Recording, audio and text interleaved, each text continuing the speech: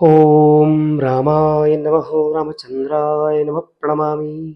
साथियों, स्वागत है आपका हमारे YouTube चैनल ग्रहलोक में। मैं पंडित लोकेश पालीवाल आपके समक्ष उपस्थित हूँ वृश्चिक राशि का फलादेश लेकर। जी हाँ, साप्ताहिक फलादेश जो कि 29 सितंबर से 5 अक्टूबर तक का रहेगा। इसको सुनकर आप अपनी दैनिक दिनचर्या में कुछ परिवर्तन कर जो आपको लाभ है वो बढ़ सकता है, लाभांश प्रतिशत बढ़ सकता है। अवश्य सुने, अवश्य जीवन में उतारें। और हम ये सारी बातें निराधार नहीं बताते, हम आधार युक्त बात करते हैं। हम कैसे बताते हैं? ये सारी गणनाएं जो है चंद्र कुंडली से करते हैं। व्यक्ति अगर जो है चंद्र कुंडली लाखों करोड़ों लोगों की रहती है और अगर इसके साथ लग्न कुंडली का मिलान हो जाए तो निश्चित तौर पर जो फलादेश का जो प्रतिशत है निश्चित तौर पर वो डबल हो जाता है। केवल और केवल चंद्र कुंडली से फलादेश बताते हैं तो निश्चित तौर पर वो आधा ही बैठता है। तो साथियों, आप ऐसा ना सोचें कि हमारी बातें सारी नहीं बैठती। क्यों नहीं बैठती? क्योंकि ये जनरल फलादेश है। हम विद्यार्थियों के लिए, युवा के लिए, वृद्धों के लिए, उद्योगपतियों के लिए या जो जॉब करते हैं उनके लिए, सबके लिए एक एक दो बातें बताते हैं। तो हम मिला जुला फलादेश करते हैं और बताते हैं। तो आप इसको अवश्य सुने और अपनी जो बात है, आपके उपयोग की जो बात है, वो आपको उसमें से निकालनी होगी, ग्रहण करनी होगी। तब आपको लगेगा कि नहीं, बात में दम है। तो इस सप्ताह में चंद्रमा जो है कौन कौन सी राशियों पर भ्रमण करने वाले हैं? तो धनु राशि, मकर राशि और कुंभ राशि, इन 3 राशियों के ऊपर वो भ्रमण करेंगे। और भ्रमण के साथ आपको क्या फल रहेगा? तो आपकी चंद्र कुंडली के अनुसार वो भाव आ जाते हैं द्वितीय, तृतीय एवं चतुर्थ भाव। तो आपको धनागम होने के योग बने हुए हैं। धनागम यानी कि धन का आगमन बनने के योग बने हुए हैं।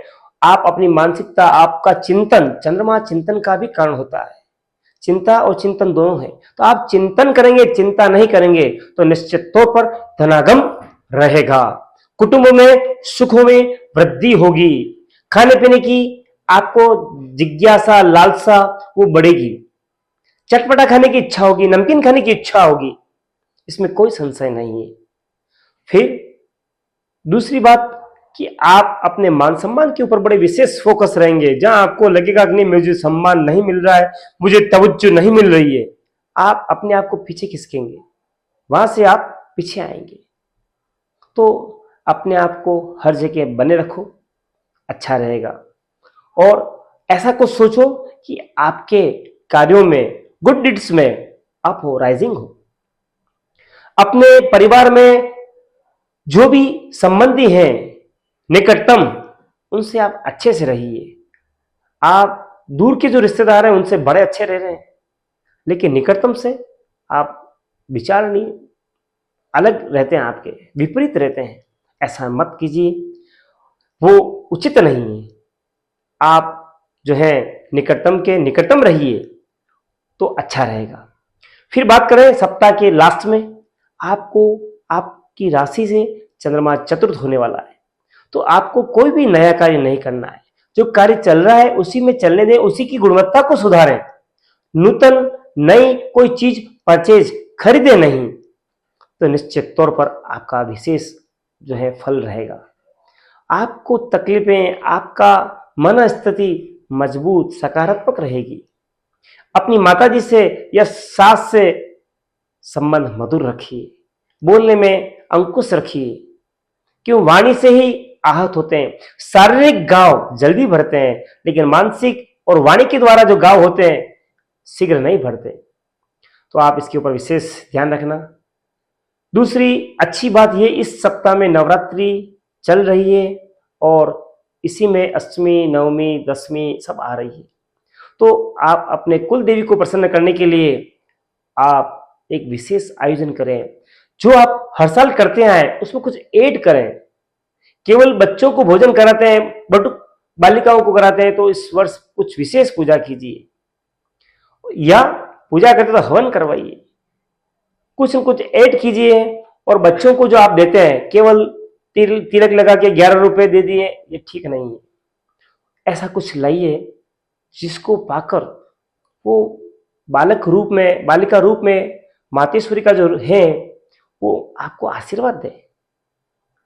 आप उनको विविध फल लेके आए, एक जैसे ला सकते हैं, अलग अलग ला सकते हैं, या कुछ टॉफी लेके आए, कुछ रुमाल लेके आए, ड्रेस लेके आ सकते हैं, पेन दे सकते हैं, श्रीफल दे सकते हैं।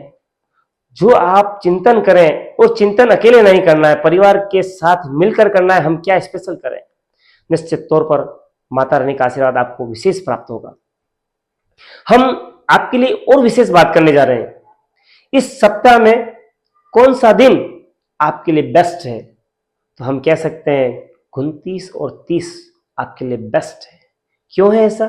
क्यों कि आपकी राशि से चंद्रमा द्वितीय है, धन स्थान पर है। जब भी धनागम होता है तो हर व्यक्ति को प्रसन्नता होती है। इस वजह से आपके लिए 2 दिन अच्छे बने हुए हैं। फिर कौन से दिन ऐसे हैं जिस दिन आपको सावधानी रखनी है, तो 4 और 5 अक्टूबर, ये 2 दिन आपको अपने कार्यों में सावधानी रखनी है। तुरा नहीं रखनी है, आतुर नहीं रहना है, क्रोध नहीं करना है, एग्रेसिव नहीं कर रहना है, नई चीजें नहीं लानी है, सुनना अधिक बोलना कम। अगर ये बातें मानते हैं, निश्चित तौर पर सप्ताह के 7 दिन, 7 में से 7 दिन आपके हित में, आपके लाभ की स्थिति में रहेंगे। फिर बात करें कौन सा कलर आपके लिए बेस्ट रहेगा।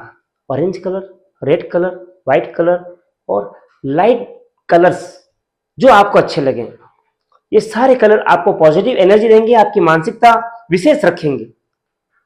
इसको धारण कर आप अनुकूल रहेंगे, आप स्वयं और लोगों को मोटिव कर पाएंगे।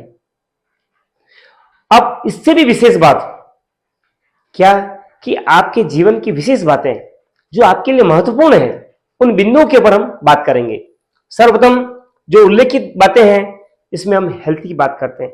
जब भी हेल्थ की बात आती है, लग्न और रोग, ये 2 भाव देखे जाते हैं, फर्स्ट भाव और 6th हाउस, दोनों का विचार किया जाता है।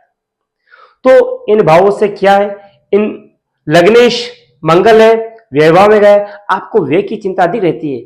लेकिन ये भी सोचो कि आगमन भी तो हो रहा है, पैसा खर्च कहां कर रहे हैं आप, जब पैसा है तभी कर रहे हैं।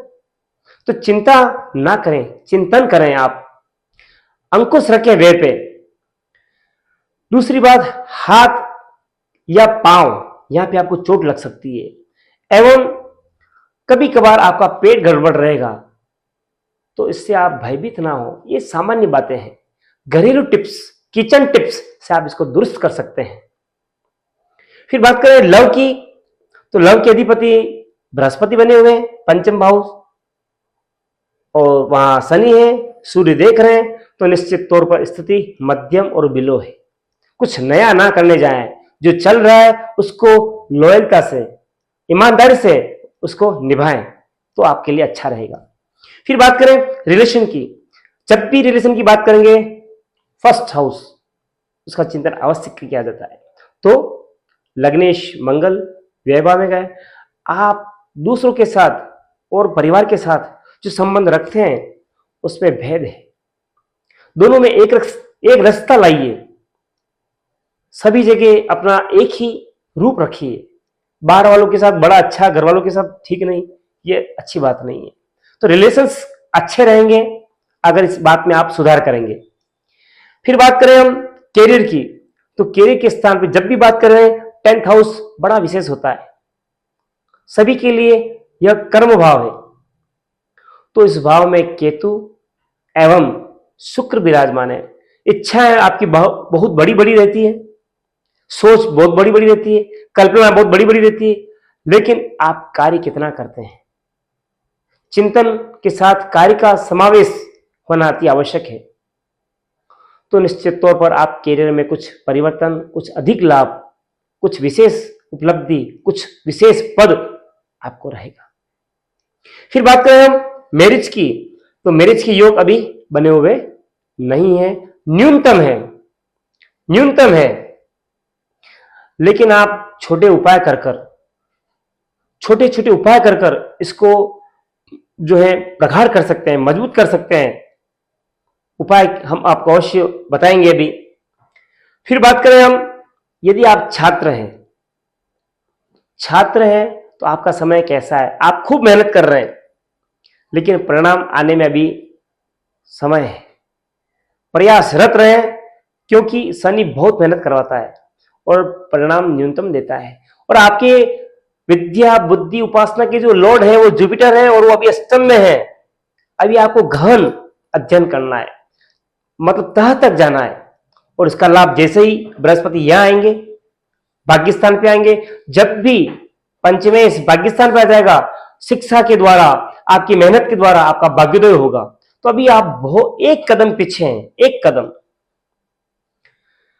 अब ऐसे क्या उपाय करें हम जिससे दोहरे लाभ प्राप्त हो? उपाय ग्रहों के भी हो जाए और स्पिरिचुअल भी हो और लाभ भी मिल जाए।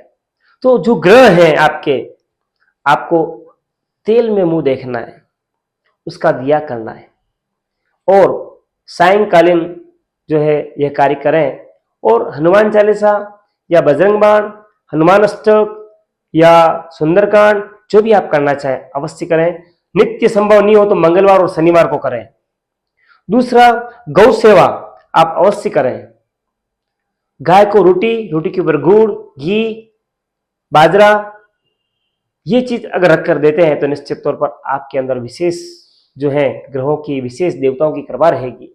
गाय में सभी देवता होते हैं, वो सभी प्रसन्न हो जाते हैं, तो अपने को विशेष फल देते हैं। तो अगर मेरी बातें आपको अच्छी लगी हो, मित्रों से, परिवारजन से शेयर करें, लाइक करें, चैनल को सब्सक्राइब करें, और नीचे जय माता दी अवश्य लिखें। धन्यवाद।